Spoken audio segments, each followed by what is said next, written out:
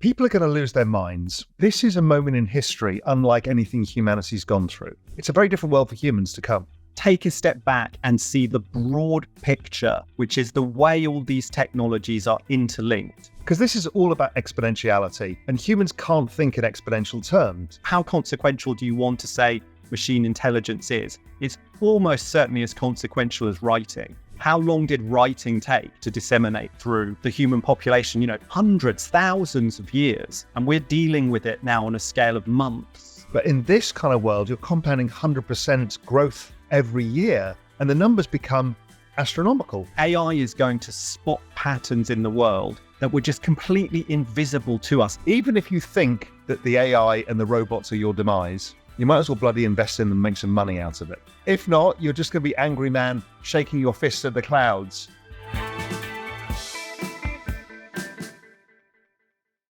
If you try to put a computer or technology in front of a grandma or a child or someone in, Africa who's not exposed to this stuff, it's not intuitive how to pick it up and use it.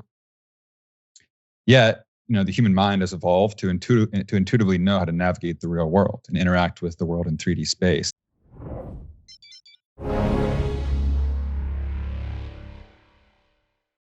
Hi there, everyone. Today, I am joined by Helda, and Evan is a super sharp observer and analyst. Number one of some of the key technology trends fueling the exponential age. And number two, most importantly, of we humans, individually and collectively. And he's a super sharp analyst of what these technologies mean and what the exponential age means for all of us, what the implications are for us. He also has a deeply interesting career history for this moment, because Evan, back in 2017, 2018, was working inside a startup that was trying really hard to nail an early version of a mixed reality, virtual reality headset. And that gives him a really unique perspective on the launch of the Apple Vision Pro, on the metaverse more broadly. These days, he works at Amazon. He writes a newsletter called Medium Energy, and we can talk a bit about why it's called that, because I love that story. But we are here to talk to Evan about the metaverse, about AI, about the collision between the two, because he's building frameworks there that I just think need to be on your radar. So I am super excited to dive in. Evan, thank you so much for joining us. How are you? I'm awesome. Thank you for that kind, warm intro. Excited to be here. I feel like we share worldviews. I'm excited to meld like-minded minds here. Thank you. It's so great to have you here. Now, look, as a way into this, I was reading Medium Energy, which is a brilliant newsletter, recommended highly. It's about 2 years old now. I scanned back to the early days of Medium Energy, and it was like, DALL-E 2 has just launched. It's blowing people's minds with this text-to-image model that creates pretty good images. Meta has Facebook's just renamed itself as Meta, and so on. The crazy thing about where we are now and the exponential age is that almost feels like ancient history now, right? The pace of change you've documented in the newsletter has just been crazy. Yeah, back then I was like, should I even write about AI? It's not really here yet. Maybe I just make it about spatial computing, maybe just crypto. And glad that I kept close to the basket, because now these things are all converging, right? I think this is the most important trifecta that exists, and it's the most fundamental thing that is going to change how we live day in and day out. Yeah, and it's that convergence of what people call the metaverse, and I know that you've got interesting takes on that term even, so we can get into that. Mm-hmm. That convergence, though, of what people call the metaverse and AI, where I think some of your most powerful thinking lies, and we're gonna go on a journey to get to that. But to set the context here, you wrote a piece about the launch of the Apple Vision Pro that got a whole lot of attention, and I want to dive into that. But for people to understand why that piece is so interesting, they need to understand a little bit about your background. And I hinted at this in the intro. You were at a startup trying to nail 2017, 2018, trying to nail a mixed reality, virtual reality headset. Talk to us about that experience and about what it taught you about the metaverse, virtual reality, why this stuff is so hard.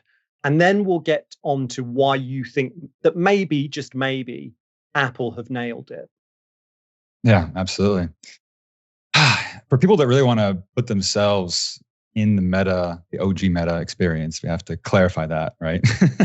It's weird now seeing Facebook called meta. It's like this omnipresent tombstone and reminder of what could have been. But meta was really the exact same story as a company called General Magic. And for people that don't know General Magic, it's a must-watch documentary about a company that was trying to build the iPhone, back in the early 90s, I believe. And it's a cautionary tale of timing, a cautionary tale of trying to do too much, perhaps, trying to build the full stack. And we had an amazing vision. And the vision is what drove us to try to do the impossible, which is to build everything. So we were trying to build a computer vision stack, our own algorithms for what's called SLAM, simultaneous localization and mapping. That's the tech that you see in the phone when it does AR. It's a similar tech you see in self-driving cars. We were trying to build our own hands tracking algorithms to do direct manipulation. We were building our own display system, our own operating system, the hardware. And man, people say hardware is hard, but I think after that experience, it's understated. But we were trying to do all that because our CEO is very passionate about doing something unique, which was building what he called a zero learning curve computer. Right. And today, if you try to put a computer or technology in front of a grandma or a child or someone in, Africa who's not exposed to this stuff, it's not intuitive how to pick it up and use it.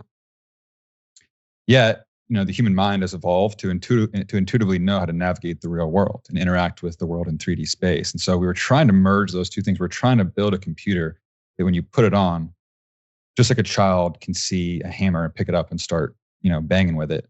They just know that evolutionary, in an evolutionary sense. We wanted to build that same kind of experience with a human computer interface.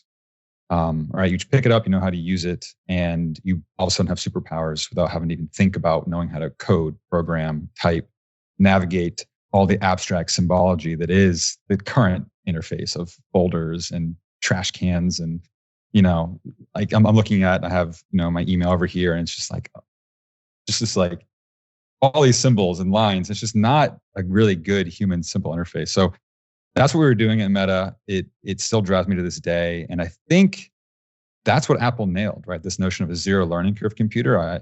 People who try it, they say that your intuition is the controller. You just put it on, all of a sudden your eyes and your hands become the input, and you're just navigating space. And so I think there's a lot to unpack and what that means for humanity on lots of fronts. But I think that's what we were trying to do. And that's what Apple ended up nailing. So kudos to them. Yeah, and I want people to be super clear that when you talk about Meta in this instance, we're not talking yet about the Meta we all know. We're talking about a completely different company, a startup called Meta, where you were trying to nail this kind of mixed reality headset. And it's the same vision. It's about bringing the internet, bringing digital space into the world around us. Yeah. Why didn't you nail it? What are the fiendishly difficult problems there? I mean, that's a huge question, but is it the user experience? Is it the hardware? Where we did nail it, we had an incredible display that even to this moment is probably the best augmented reality display out there. And that display exists and lives to this day, by the way. There's a company that acquired our IP. It's called Campfire 3D, and they're using the Meta 3 headset technology. And it had a huge field of view. It had super high resolution. It turns out that was the easy part. I think one of the interesting reasons we failed was we were overly dogmatic. We were super dogmatic that we had to get rid of existing inputs, right? Like to us, the mouse, the controller, flat screens was the devil. Like, you are not allowed to use that. And our CEO, he has a TED Talk, by the way. Everyone should watch the TED Talk. It's incredibly prescient for this moment in time. It just talks about the zero learning curve computer, and talks about the other mission, which was just to get us to look up from our screens, right? Our CEO tells a story about him being at a bar with a friend and they're deep in a flow state conversation. He pulls out his phone and that moment is lost. And I think it's a metaphor, right? It's a metaphor for how these windows and rectangles in our pockets really do ruin us in so many ways. But back to what I was saying about the dogma, we were taking that to an extreme. And it got to a point where we were really trying to be able to interact with our hands. And our hand tracking technology was not good. When really what we should have thought of is like, path dependency is a thing, right? People really know how to navigate with controllers and a mouse. And maybe that's a better stepping stone, right? Maybe we should think about 3D and immersive experiences in regards to the tools we already have and create stepping stones to this vision of the zero learning curve computer. And you're seeing that take effect now, that the most prominent metaverse experiences are not VR, they're not AR, they're on your computer, they're on a browser, and you're navigating just like you navigate a video game. And so I think thinking about path dependency and how you can leverage ways of working and doing things people already know, and then over time migrate them to that ideal end state is something that we could have done better. Hey, sorry to interrupt again. It's Raoul here from Real Vision. I'd love for you to subscribe to the channel, get the notifications. We have so many incredible conversations with so many amazing people. It will really help you in your financial journey and your journey to understand just what the hell's going on in this world. Anyway, click subscribe, get the notifications, and enjoy. And obviously this work, as I said, gives you such a powerful perspective on what's happening now. The huge wave of hype we had around the metaverse in like 21, 22, which has died down, and we're now in kind of a metaverse winter. But also the launch of the Apple Vision Pro, Apple making exactly the kind of headset, essentially, that you were trying to make at this startup Meta back in the day. Like in 2017. Mm-hmm. There was such a wave of skepticism around the Apple Vision Pro launch. And that's partly because we are so deep in this metaverse skepticism moment right now. What's your take on that? Why is it that you believe that Apple might have finally nailed the kind of immersive, augmented reality, mixed reality experience that we're talking about here? Oh yeah, it's fun to talk about, but bittersweet. So I'm just jealous of the extent to which I think they nailed it, right? And they even talk about this notion of spatial design principles, which was something that we wrote down and shared with them back in the day. But the reason they nailed it, there's a quote by Palmer Luckey. It's a tweet he had back in like 2016. Palmer left Meta Oculus because of the friction that occurred around this quote, which what he said was, before VR can become something that everyone can afford, it must first become something that everyone wants. Right. And so you look at most VR today, people have been trying to get the cost down, trying to make it affordable. And it's led to an experience that's novel, but not something that people are coming back to. And so Apple was smart. They recognized that. And they recognized that it was not going to be smart to go into a red ocean space and be another Me Too device in that lower end of the spectrum. So they wanted to go high end and make this really desirable, make it delightful. And they reach into the future 5 years, pulled the most insane technology forward, invented new technology. And yes, the price is high as a result, but they made the right trade-offs, right? Because they chose to be deficient on vectors that the progress of technology, I think, will naturally take care of, right? Things like the price, things like the battery power, things like the tether to the battery pack, things like the overall size, right?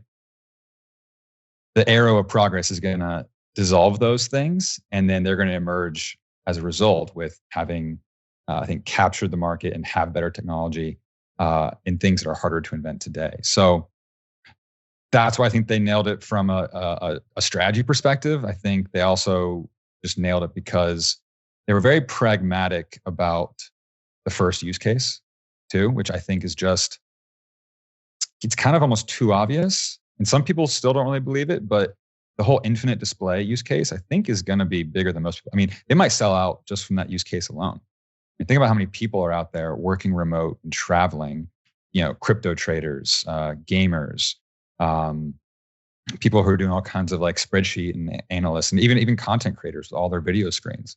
Right? You put this headset on, whoop, you're now Iron Man. So I think they thought about that, and then they also were smart about just making sure it was something that was going to wow people. And then from there, because it's such a experience is so magical, you're going to have developers come to it and then discover all the other use cases that people aren't thinking about. And we can talk more about those use cases as well, because that's another area of objection that I tried to tackle in the essay. Yeah, and like you say, I mean, I so agree with that perspective that, look, Apple didn't invent the smartphone; they perfected it, right? And so often when you have that, when you have a consumer-facing technology trend, there's just deep skepticism until someone finally perfects the user experience. And and if I understand you right, I think that you believe it looks as though they have perfected, or at least got a long way towards perfecting that first use case user experience, which is putting an immersive screen in our environment. Well, yeah, that's just one of them. But it's also the little things, right? What they did was amazing to me is they rubbed away all the rough edges. For example, I tried the Oculus Quest 3 recently, and it was a very cool experience. It's a great device. It's much lighter. It has a similar pass through. But then my phone rang and I picked it up and I looked down and it was just blurry. And so then I had to like take off the headset, look at my phone, type it in, and that was a small little friction point, but it adds up. And when you try with the Apple headset, I've talked to people who've done this. You pull your phone out, and even though it's pass through, you can still see your phone as if you're looking through pane of glass, super clear. And so you're not having to move back and forth between these two modes, right? You put this thing on, and you're just in one mode, and you can do everything in that one mode. So I think it's those paper cuts that I think Apple figured out how to solve. Yeah. And I think for viewers out there, I mean, putting your thinking, go and check out Evan's essays on the Apple Vision Pro, and go and watch the incredible conversation I had recently with Robert Scoble, who's obviously obsessed with Apple, obsessed with the metaverse and mixed reality, or what he calls metaverse 2.0, and sees the Apple Vision Pro as one part of an even broader strategy to build essentially a kind of one-to-one mirror world in virtual space, and to have everyone able to access that mirror world. Robert is amazing on how he believes Apple is seeking to sort of conquer the metaverse and own this mega trend inside the exponential age. Let's go a little broader here and even a little more philosophical. Why does all this matter so much? Like, what does the metaverse mean to you? And what are the big implications of it for society? Because as I say, 21, 22 was a huge amount of hype, as is often the case. Some of it was a little silly. Now we're in a moment of deep skepticism. Where long-term do you think the underlying trend is heading, and why does it matter so much? I think for me, there's three ways it matters so much. One has to do with work and the way we work. The other has to do with just the way we communicate and collaborate more broadly, and within the context of trying to solve some of the big challenges we face in the world. And then the third is a bit more existential and has to do with, how do we really compete in the age of AI and become relevant in the age of AI? So on the work front, I like to tell people, don't think of this as like AR, VR, 3D, or even spatial computing. Think of it as experiential computing. And I like to think about that particularly in the context of like learning and knowledge transfer. And you think about the workplace today and how we learn, how we just work in general. We're working in these flat interfaces. We're working with PDFs and PowerPoints to educate and train. And it really all kind of sucks if you think about what it could be, right? If you really use your imagination. And, what people crave in their day-to-day life is fun and experiences. And But then in the workplace, we're trying to convey things that are experiential, right? How to fix a pump on a machine, how to assemble something, how to build a building. These are all things that to do well, we need to have experienced the thing, but we teach them in a very non-experiential way.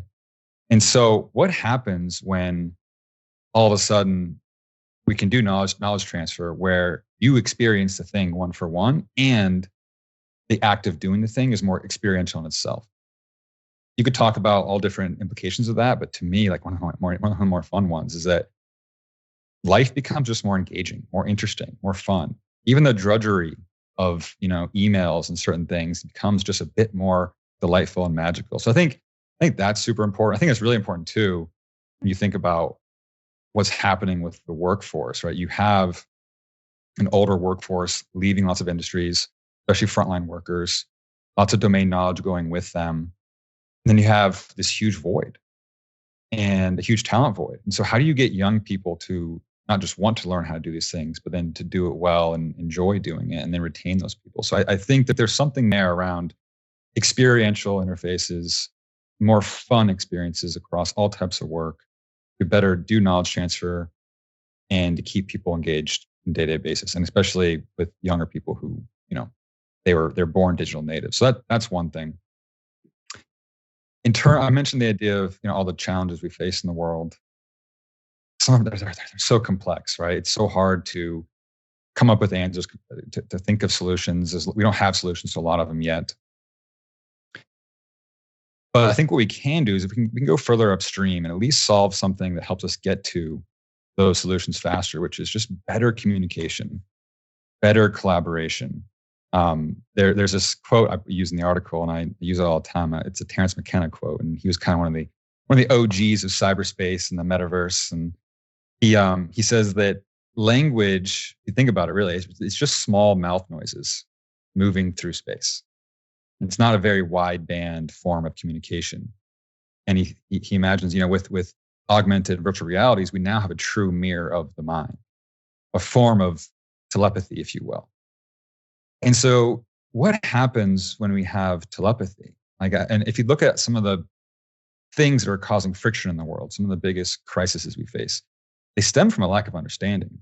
They stem from a lack of empathy in the world. And then they stem from poor decision-making because we don't have all the information and all the right perspective. And so I think spatial computing gives us the perspective we need, right, to make better decisions, to understand the other's perspective in a big way. And so that's pretty philosophical and fundamental, but I stand by it. I mean, I don't know how you could argue with that not being true. And I guess the third thing is more about on the AI front, but I'll pause on that because I think we have maybe some plans to talk about the merging of AI and VR and what that means and why that matters a bit later. Yes. I mean, I'm intrigued by the work side of it. People who've listened to previous conversations with me, and especially those who've read my essays in Raoul's research service GMI, know that I'm pretty obsessed with NVIDIA's Omniverse platform, which is a platform to create incredible simulations of physical reality inside a simulated world, and to be able to sort of play and tinker and experiment endlessly with that. And they're striking incredible enterprise deals with the likes of BMW, who are simulating essentially entire factories inside Omniverse, or retail giants like Kroger's, who are sort of simulating their retail floors inside Omniverse and experimenting with kind of footfall flow and customer traffic flow inside simulated worlds. Yep. It seems to me that for many people, their first experience of the metaverse will be at work.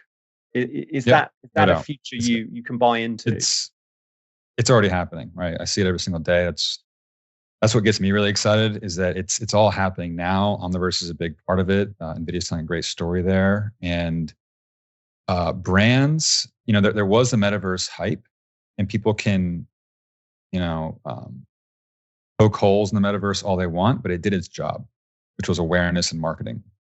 And the amount of inbound we've gotten from people, and I'm at AWS, the inbound is just through the roof, and it's not waiting for headsets. It's getting 3D experiences on a browser, on a tablet, on a phone, right? Back to the whole path dependency thing we talked about, right? It's leverage that in the right way. And yeah, they're recognizing the benefits of experiential computing, and in this case, simulation. Training is the biggest one, but training is just a form of simulation. But simulation is a way to experience the future, right?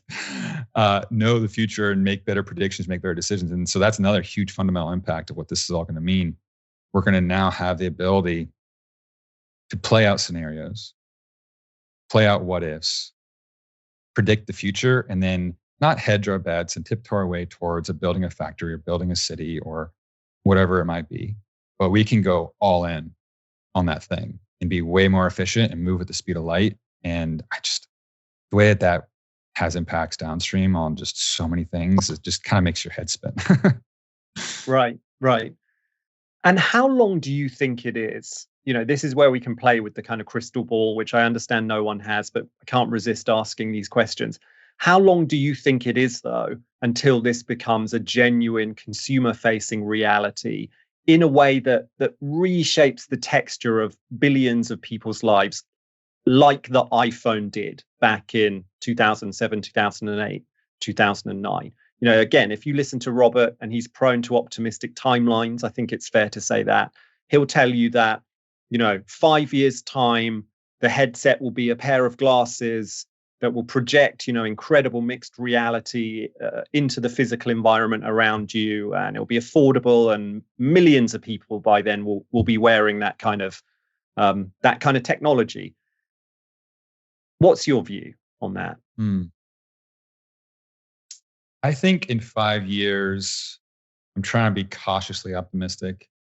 I think in 5 years, it's more of, for the AR glasses form factor, probably more of the BlackBerry moment, with the iPhone moment being another 2 or 3 years away. Because I think, I just know how hard it is, and I know how far we are, or where we are from having the ability to fit the right compute and processing power on one headset, and or even offload it cloud or the edge with the right latency. I love the model of, we're waiting for the kind of BlackBerry moment, and then we'll have the iPhone moment. I think that's a handy way of talking about it. What does it do, though? One last comment, though, real quick, sure. if you don't mind. I think, and maybe this parlays to your next question, but the glasses that Meta just released that have the AI capability. And then I was listening to a Ben Thompson podcast, and he tried an experience in which I think he was wearing glasses. I don't know who, but it had the Chat GPT voice capability in there. And that is augmented reality, right? It's not a visual experience to it, but to me, that very much is the metaverse being here now. And the metaverse doesn't have to be the visual component, right? It's just one of the components. And so there's a lot we can unpack with that, but I think that's important to state, is that there's a world in which the glasses that are shipping next quarter are metaverse glasses. Right. No, it's super intriguing how our experience of baseline reality, so to speak, is being augmented by progressively augmented. And like you say, these glasses that are going to essentially talk to you feel another step along that road. With your more sociological hat on, what does it do if millions of people, billions of people eventually, if mixed reality does have that iPhone moment? To me, it feels the implications are just mind-bending, because essentially then you're in a world where people can customize physical reality, step out into their own physical realities. You'll have kind of, communities and tribes online that kind of put their own skin on actual reality. And the London that I walk out into can be a totally different London to the one, my next door neighbor walks out into. All kinds of really strange implications there, right? Socially. Yeah, absolutely. I think that the way I think about it at a high level is these things are going to inject our perceptual systems with maximum agency in any moment, at any time, in any place. And so what does that mean for us to interact with each other and with the world? I think But I mean, the thing that and this is back to the whole medium energy thing. Like, I think it's so important for us to be thinking about, okay, maximum agency is great. Our perceptual systems having information injected into them to have agency is interesting. But how do we do it in a way that doesn't erode our humanity? And you mentioned this idea of like we all have our own skin on the world. I think that's true. I think that'll happen in a good way mostly, because I think people do really like to gravitate towards tribes, and I think you will see large groups having a shared reality. I don't think it's going to be overly fragmented, because if you think about just evolution and how humans evolve, right? The more you're out of context with your other tribes or the real world, your likelihood of survival and like your fitness functions being maximized if you're kind of in your own little reality are going to diminish. So I think, yes, there's going to be a period where that's going to happen a lot, but I think eventually we're going to realize that isn't the right thing and the healthy thing. It's kind of like, everyone knows to not pull your phone out in the theater now. It's just an unspoken truth that just everyone has adopted. And it's kind of a weird example, but I think that's going to be something that applies with glasses and the ability to put skins in the world too. There's going to be these unspoken truths, these sort of principles that most people end up subscribing to about how to interact with the virtual world and the real world, and then both at the same time. Yeah, I think we'll have to see the evolution of a whole load of new kind of norms, exactly, and behaviors. Just like you say, keep your phone off in the theater and all that stuff. But it's going to get sort of exponentially stranger than that as this technology progresses. So yeah, as you said, let's talk about Meta, the Meta this time. When you launched Medium Energy, Facebook had just become Meta, this pivot to the metaverse. Everyone was talking about it. We've talked a tiny bit about, the Meta technology and why maybe the experience is not as good as the experience you're getting with the Apple Vision Pro. I think, yeah, that's the vibe I get from most people. Mm-hmm. Before we get into Meta and AI, I mean, do you see Meta then and Apple as sort of fundamentally at war for this future, for the future of mixed reality and the metaverse as we're talking about it here? I think short term, no. Long term, likely. Short term, the people who are Apple fanatics and love to use Apple and are Apple creators, they're not Facebook fanatics too, right? It's just a very different type of user, very different use case they're going after. Social versus productivity. But then there are these interesting threads where they do intersect and do compete. Like, for example, I think the best use case for the Apple is going to be the live events and live sports experiences. So they acquired a company called NextVR, puts you in the front row, courtside of NBA games or sports games or concerts. And Meta also went off and tried to build a similar version of that. I think it's also NBA, if I'm not mistaken. And I mean, it's really about, I think it's going to really be about what people, I think privacy is going to be a big part of this, and trust. Yeah. I think that's probably where the battle is won and lost. And also just like coolness. Apple knows how to make this stuff cool and fashionable and interesting and desirable. I don't think best Facebook or Meta can do that. Now, what I am seeing the Meta ethos change a little bit. And I think they're starting to wake up to that fact that they're not and haven't been desirable. And it starts with Mark Zuckerberg, right? He, up until recently, he hadn't really been someone that people look at and say, oh, I want to be like that guy. Like, he was viewed as, Mark, no offense if you're listening, not that I know the guy, but he was a robot, and people couldn't empathize with him or really listen to what he said and believe what he said. But now he's, going on podcasts and being more himself. Now he's going out and talking about the mission in different ways. It's not the metaverse anymore. it's this fusion of the physical and the digital. He's going on stage at Meta Connect and wearing a t-shirt and not being overly scripted. And he's becoming a bit more likable. And so I think a lot of it might be a brand war, and like a culture war, and like a fashion war over time. And you look at Meta, they have that Ray-Bans partnership. And so maybe that's where they kind of can compete and be cool, and go after Apple's cool factor. And so, yes, overall, it is a war. It's going to be a war for developers at the end of the day.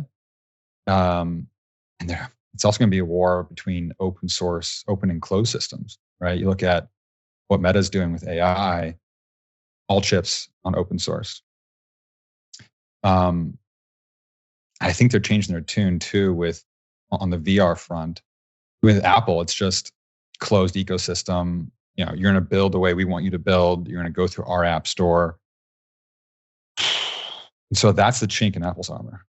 It's really interesting. So overall, I'm just kind of throwing out these little battlefronts that are going to be worth monitoring. Yeah. I mean, I find it really interesting. One of the fundamental differences, it seems to me, is that Apple is focused primarily on the kind of single player experience, the infinite display, as you say, essentially projecting a screen into the environment around us. Whereas Meta came out hard initially with the social experience, grounded in their foundations as a social company. But it's so much harder to nail that social experience and create an environment where people really feel that they're having meaningful in-person interactions with friends. And, that's the real dream of the metaverse. This feeling, to me anyway, this feeling of in-person presence with others inside a virtual world. It's just super hard to nail it. But let's get into AI, because as I said right at the top of the show, I mean, some of your most powerful thinking is on the way. AI and the metaverse, as we're describing it currently, intersect. And you see that emerging really powerfully at Meta. I mean, they just did their, a series of product launches, weaving their large language model, their AI, their equivalent of GPT-4, essentially, through their product line, led by these AI-fueled virtual companions, little buddies, that will chat to you, that strangely enough are kind of backed by and have the face of celebrities like Paris Hilton and Snoop Dogg and all the rest of it. So you're going to be able to talk to these celebrities. That's going to be fueled by AI. They're not playing themselves, if that makes sense. They're playing other characters. So it's a little confusing. What do you think Meta is doing there? And talk to us then about your broader vision of the role AI plays in all of this and how it intersects with the metaverse. Yeah, I think Meta is just experimenting, right? They're kind of just learning as they go. And Mark even says this in some podcasts. They're kind of stumbling upon things. Even he was surprised by how awesome the experience was of AI and the Ray-Bans glasses, and how maybe that's the thing, and the whole visual element is just secondary and complementary to it all. I think that's probably where Meta currently has the advantage over most, is that they are the one company. They aren't the best for spatial computing, they aren't the best for AI, but they have really good versions of both. And so the merging of those two things is going to be really, really important. And I mean, will Apple catch up? Most likely. We'll see. They haven't. I mean, history hasn't really indicated that with what Siri has been, but I think they eventually will. But the reason why I think the AI plus spatial battlefront is the most important one is that, yes, AI is going to be an incredible companion to us, but then how do we become a good companion in return? How do we become relevant and kind of, hit the ball back and forth, if you will, with AI? And so right now we just use these text boxes. It's not really powerful interface at all. And over the fullness of time, AI is going to be producing just a deluge of information and insights and ideas and new products.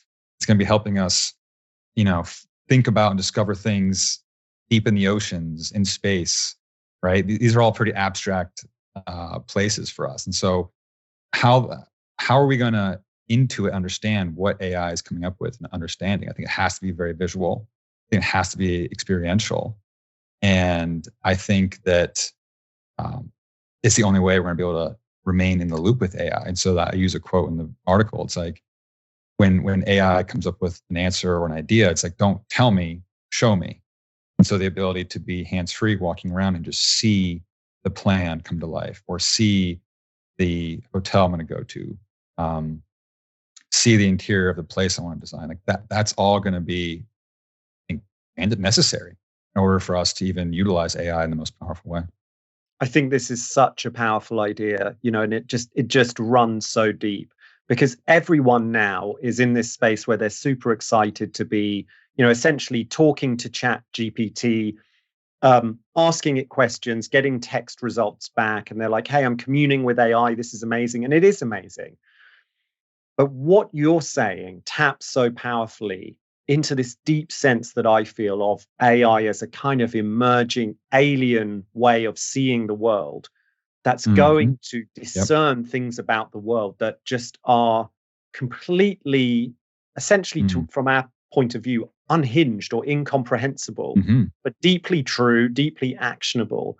And it has to essentially find a way of translating that into language we can understand.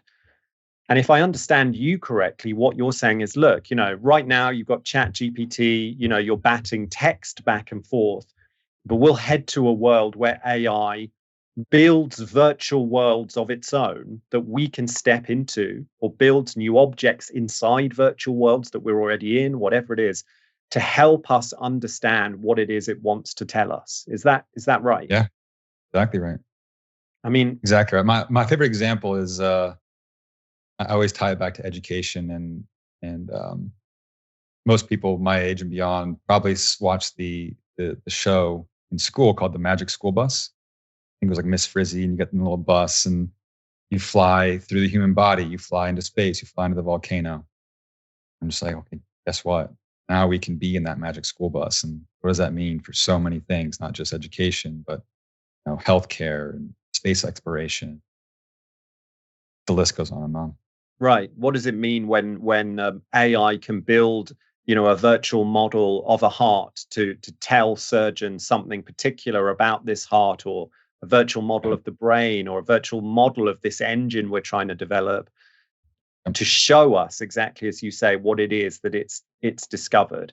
And I think the idea that we're going to enter into that kind of symbiotic relationship with machine intelligence is just deeply, deeply exciting. And it's not an idea I've seen articulated quite in that way anywhere else.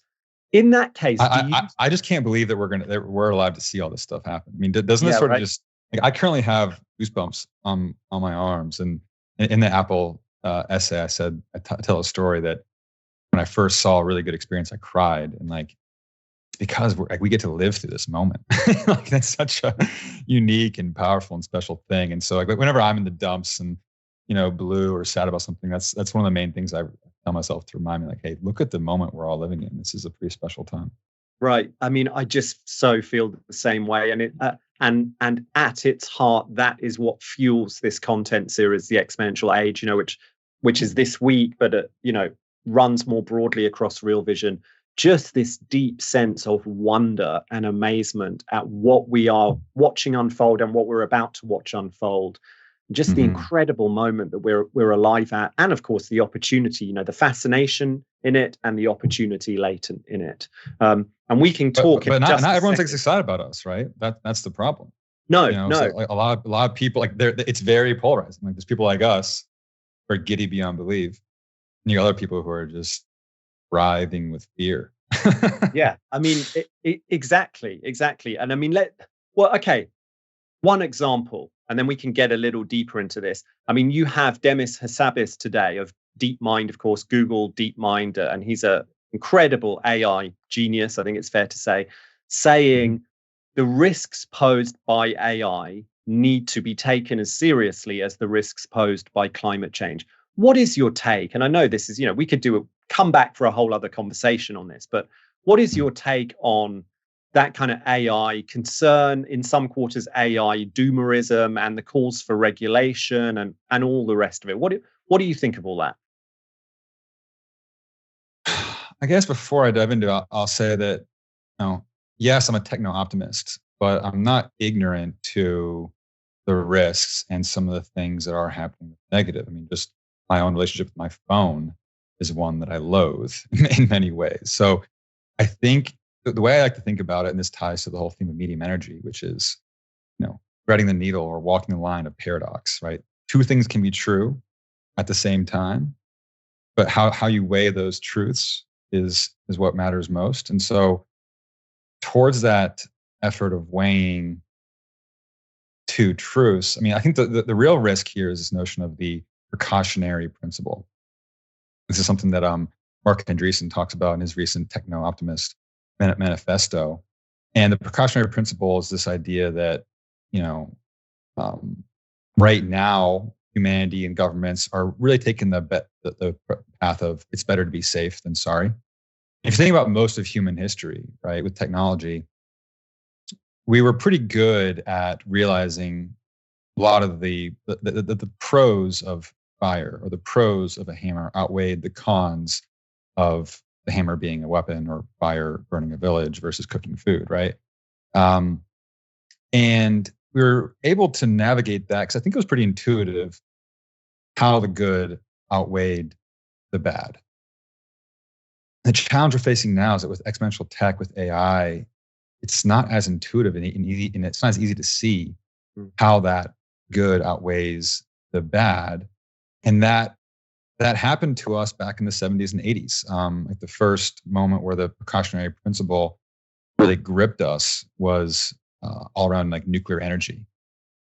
And we chose to be better, or to be rather safe than sorry. And I think, 30, 40, 50 years later, people are waking up and realizing, oh man, that was silly. That was not the right path. Like this technology had so much power and so much good. And so I think that there were elements of what we did with nuclear that were smart, and there were certain precautions that we definitely needed to take. But man, to throw water on the fire and douse it out completely and set us back 30, 40 years, and to think about what could have and should have been and how much more prosperous certain people would be if we had nuclear energy, how geopolitically we wouldn't have the tensions we're having now in the world if we weren't so dependent upon all these other forms of energy. And so what does that mean in the world of AI? And so I guess the way I like to think about it is like the risk here is the precautionary principle. It's not do that again with AI. It's navigate it appropriately.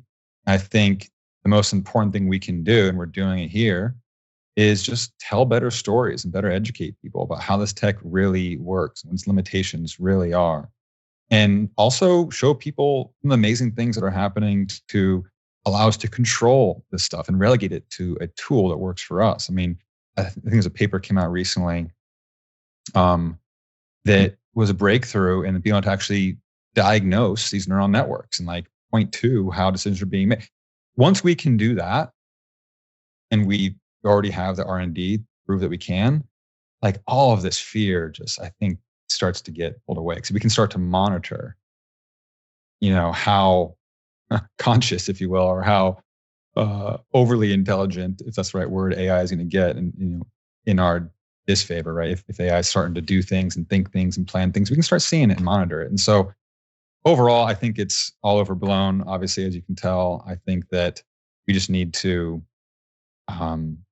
be able to better hold two things in our mind at the same time, and then let the good outweigh the bad, because it's obvious that the good will outweigh the bad, in my opinion. Yeah, and I'm so interested in, for example, Stability AI and their mission essentially to open source, AI for the people.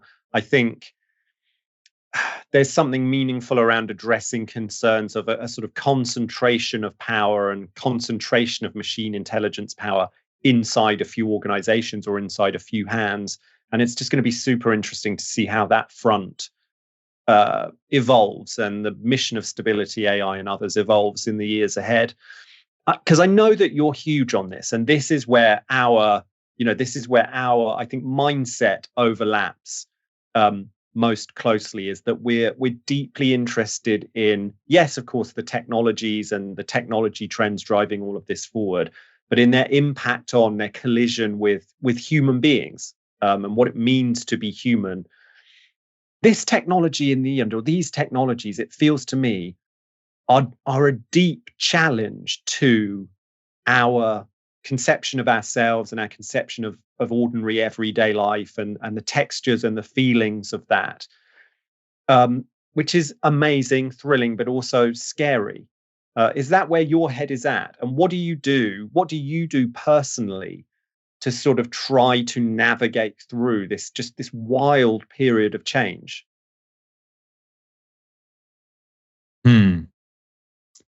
I write. I write to learn and to stay on top of this stuff. I write to remind myself the power of flow states and the power of like tapping into creativity. Because I think people look at this stuff and, oh, creativity is dead. And I just think when I see AI becoming creative in itself, just like in sports or something, right? You see your peers getting better at something, like that should drive us to want to get better at that thing too, so that we can stay relevant and better, collaborate with AI. And in terms of the writing, I think what I mean by that, beyond just the flow state side of things, is that, and there's this quote by Ray Bradbury, I talk about it in my AI essay, which is this idea of to be a good writer, be a good creator in general, when you sit at the typewriter, thinking is the enemy, right? You need to just feel. And I think that's the age we're moving into, right? I think we need to all get way better at intuition, way better at feeling. I think everyone's thinking too much and trying too hard and overanalyzing. And you look at what happens, whether it's on an individual basis or like at societal scale, just like the whole nuclear energy thing. We thought way too hard and we thought our way into a tizzy of doom, and then we created rules that squashed it.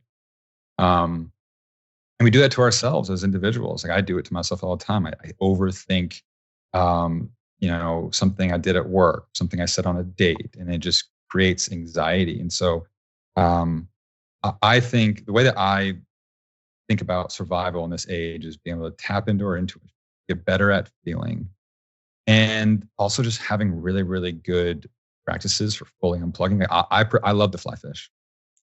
Like fly fishing is my sanctuary. And as much as I love metaverse and AI and all these things, I love nothing more than the real world metaverse, which is standing in a river, casting a fly, also a flow state thing, also a time you're not thinking, you're just feeling. And so I guess that's my message to people, is like, we just got to get better at feeling, and then in feeling and being more intuitive, we can use that to be more creative in ways. And then that version of creativity is the way that we can best leverage AI. Because AI is going to do the thinking. AI is going to produce all kinds of options, and we got to intuit our way through those and feel out the right ones and then deploy them the right way. So I think that's a cool symbiosis between AI and humans, is the thinking versus feeling, the perfect peanut butter jelly of the two. It's a beautiful, inspiring message. And it just feels like at the heart of that is if we get better at understanding who we are and understanding ourselves, that's when we can truly leverage the power of these technologies. And this is where the name, and this is a great place to end on, I think, this is where the name Medium Energy, your newsletter name, comes from. Am I right? Yeah, exactly. It started as a music playlist, actually. It was a place I used to get into flow states. And it was, songs that were not too mellow or too slow, but also that were not too frenetic and too high energy. But there were songs that were right in that Goldilocks zone, right? Just enough energy to keep you focused and alert, but also enough kind of slower beats to keep you relaxed and chilled out. And so this notion of creating a perfect and healthy tension between two opposite things, I started locking on. Oh, that's medium energy. That is, I guess the definition I use it and how I use it in this context is, medium energy is a state of harmony between being human and technology, and find that balance within both those things. between all the opposite things that are both true but need to be held together. And that's the general mantra. I think it's a good mantra and mindset for the exponential age. I think it's a crucial, just a deeply valuable framework for helping people out there navigate the exponential age. And I hope that, the videos that we're doing this week on the exponential age and future videos in this series too, do exactly that, help people achieve something of that balance of, look, yes, deep understanding of the technologies in play and how they work, how they're evolving, the big players in the space, the challenges, the threats, obviously the opportunities, all of that, and that kind of analytical part of our brain. And increasingly, we can be assisted by AI as we seek that understanding. But the other side of navigating the exponential age too, which is about who are we as human beings? What are our deepest values? When are we at our most creative? How do we navigate through this insane wave of change that's coming? Because only when we can center ourselves and when we can do that, can we successfully explore the other side of the equation, the understanding, the opportunity, and all the rest of it. And I really hope that these exponential age videos and that content series helps people deeply to do that. And that is why you are such a valuable guest and such a valuable voice in all this, Evan. So please come back and talk to us again. That was absolutely I'd love thrilling. to. This was fun. Thank Very you. fun. To wrap up, just tell people where they can find you and your work. Yeah. So it's a Substack newsletter. It's mediumenergy.io is the website there. And then, on Twitter, I'm at Evan Helda. On Instagram, I'm at ehelda5. And I would love for people to subscribe if they like some of these ideas. More to come for sure. I'm going to do some deep dives on some companies in the humanoid robotics space. Going to do some deeper dives into Bitcoin soon, since we're kind of getting a resurgence here. And I would love to work with you more and keep these conversations going. I'm going to also launch a podcast soon myself. Right. It kind of complements the newsletter. So keep your eyes peeled for that. Amazing. Yeah. And of course, we can all feel we're at the eve of a really interesting phase again when it comes to crypto. That could fuel another amazing conversation. But for now, thank you so much for bringing that yin and yang, that balance when it comes to the exponential age, Evan. We will keep navigating the exponential age here on Real Vision, and we'll see you all really soon. Thanks.